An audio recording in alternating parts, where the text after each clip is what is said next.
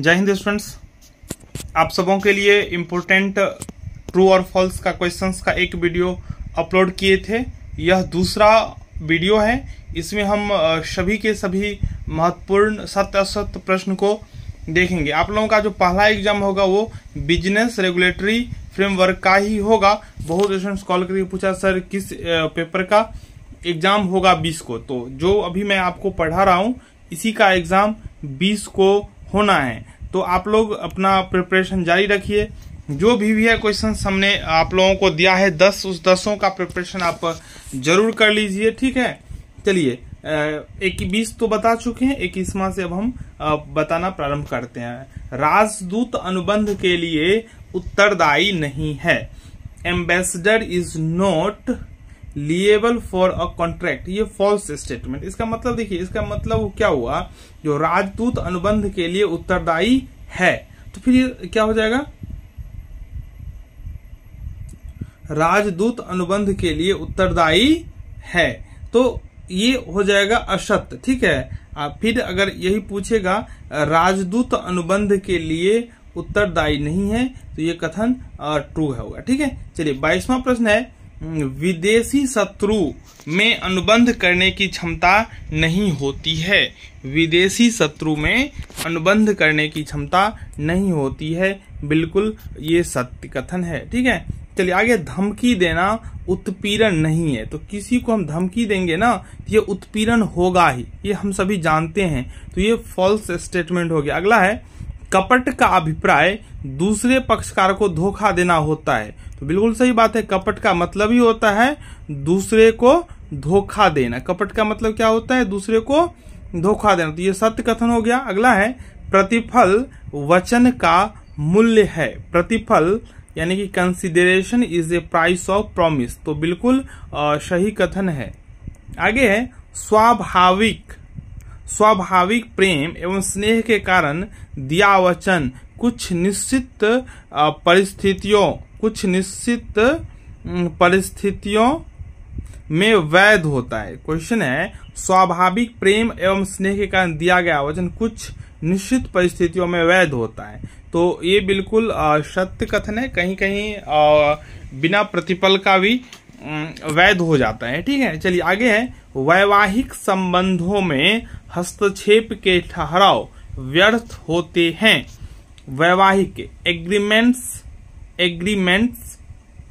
Interfering with marital status, ये जो है सत्य कथन है। आगे है, विवाह में रुकावट डालने का जो ठहराव होता है वो व्यर्थ होता है, बिल्कुल सही है। लेकिन यहाँ विवाह मतलब आप रुकावट करें किसका, तो जो वयस्क है वो व्यर्थ होगा। लेकिन अगर आप अवयस्क जो नाबालिग है उसको अगर आप विवाह में रुकावट डाल रहे हैं तो वो जो है व्यर्थ नहीं होगा। चलिए, असंभव कार्य करने का ठहराव क्या होता है, तो व्यर्थ होता है, बिल्कुल सही बात है।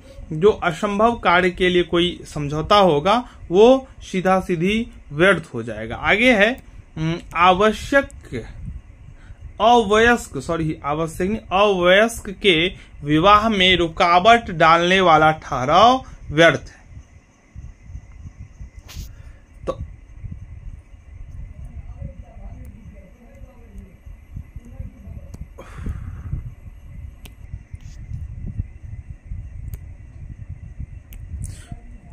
अवयस्क है, ठीक है, अवयस्क के विवाह में रुकावट डालने वाला ठहराव व्यर्थ है।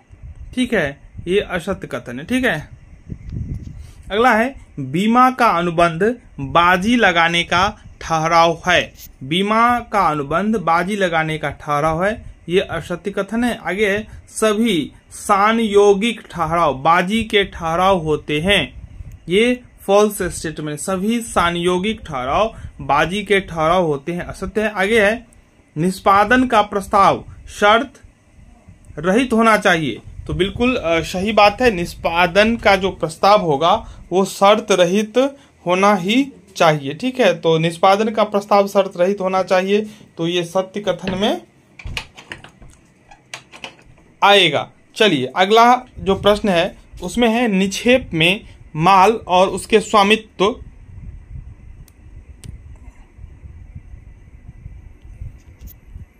निक्षेप में माल और उसके स्वामित्व दोनों का हस्तांतरण होता है, तो बिल्कुल असत्य बात है। स्वामित्व का हस्तांतरण नहीं होता है, सिर्फ माल का ही हस्तांतरण होता है। अगला है निक्षेप अनुबंध में प्रतिफल का होना आवश्यक है, तो असत्य बात है। चलिए 36वां प्रश्न है, गिरवी तथा रहन में कोई अंतर नहीं है, तो ये फॉल्स स्टेटमेंट है। गिरवी और रहन में अंतर है। चलिए 37वां है, एजेंट के कार्यों के लिए नियोक्ता उत्तरदायी होता है, बिल्कुल होता है। एजेंट के कार्य के लिए नियोक्ता उत्तरदायी होता है। आगे है, सामान्यतः पति पत्नी के कार्यों के लिए उत्तरदायी होता है, ये फॉल्स स्टेटमेंट है। सामान्यतः पति पत्नी के कार्यों के लिए उत्तरदायी होता है, फॉल्स है। आगे है, विक्रय में अधिकार का हस्तांतरण होता है। विक्रय में अधिकार का हस्तांतरण होता है, स्वामित्व का नहीं, तो ये स्टेटमेंट बिल्कुल फॉल्स है। जब विक्रय होगा तो अधिकार और स्वामित्व दोनों का हस्तांतरण होता है। जब हम कोई सामान खरीदते हैं तो वस्तु तो लेते ही हैं, साथ ही साथ उस वस्तु का मालिक भी बन जाते हैं। ठीक है, अगला है, विक्रय एक निष्पादित अनुबंध है, ये सत्य है। विक्रय एक निष्पादित अनुबंध है, ये ट्रू स्टेटमेंट है। चलिए अगला है, शर्त के भंग होने पर क्षतिपूर्ति के लिए वाद प्रस्तुत किया जा सकता है, बिल्कुल सही बात है। अगर शर्त भंग होगा तो क्षतिपूर्ति के वो दावा कर सकता है। आगे है, शर्त का भंग आश्वासन का भंग माना जा सकता है, बिल्कुल सही स्टेटमेंट है।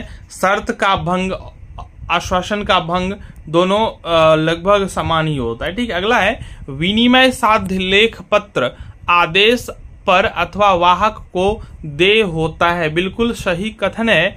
विनिमय साध्य लेख पत्र आदेश पर अथवा वाहक को दे होता है। अगला है, विनिमय पत्र में प्रतिफल का होना आवश्यक है, बिल्कुल सत्य कथन है। विनिमय पत्र में प्रतिफल का होना आवश्यक है। अगला है, चेक के अप्रतिष्ठित होने की सूचना देने का उचित समय 3 दिन होता है, यानी कि चेक जो डिजॉनर्ड हो गया उसका सूचना आप 3 दिनों के भीतर दें, ये फॉल्स स्टेटमेंट है। अगला है, रेखांकित या रेखांकन चेक को सुरक्षा प्रदान करता है, तो ये बात सही है। अगला है, चेक पर रेखांकन बाईं ओर होता है, तो ये फॉल्स है।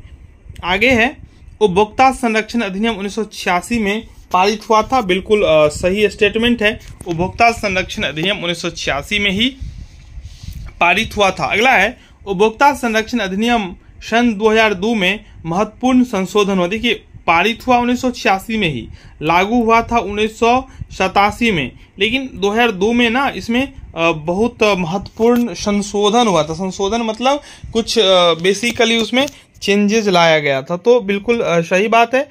आगे है, उपभोक्ता के सुरक्षा के लिए त्रिस्तरीय मंच है, बिल्कुल राइट है। उपभोक्ता के सुरक्षा के लिए त्रिस्तरीय मंच बनाया गया है। पहला जो मंच है वो है जिला मंच, जो 20 लाख तक के मामलों को देखता है।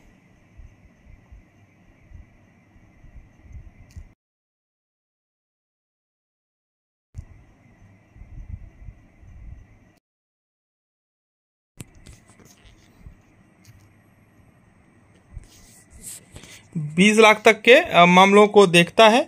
फिर दूसरा आता है राज्य आयोग, जो 20 लाख से अधिक 1 करोड़ तक के मामलों को देखता है। और तीसरा है राष्ट्रीय आयोग, जो 1 करोड़ से ऊपर के मामलों की सुनवाई करता है। हम आप लोगों को छोटा छोटा वीडियो में समझाते हैं ताकि आप लोगों को याद करने में या समझने में आसानी हो, बोरिंग आपको फील ना हो। तो आपको कैसा लगता है ये आप जरूर बताइएगा।